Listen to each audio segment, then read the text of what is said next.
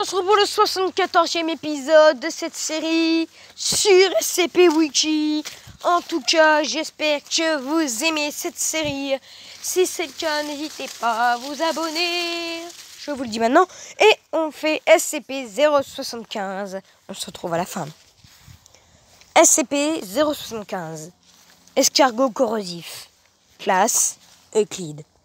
SCP-075 ressemble à un gros escargot de 20 cm de longueur, 13 cm de largeur et 15 cm de hauteur.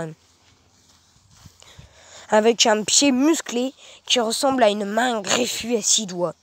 SCP-075 est exceptionnellement lourd avec une masse d'environ 860 kg.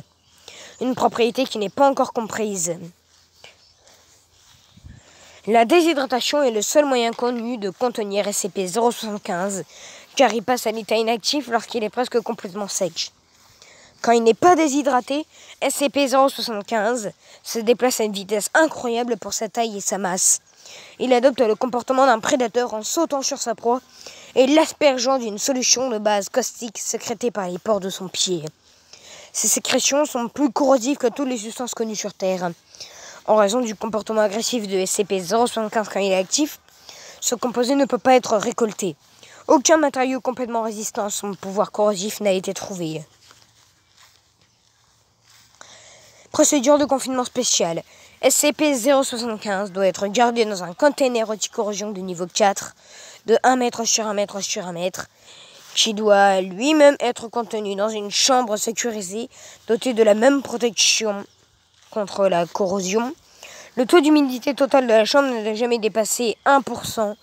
Des déshydratations de quantité médicales peuvent être disponibles en permanence dans le but de maintenir ce niveau d'humidité.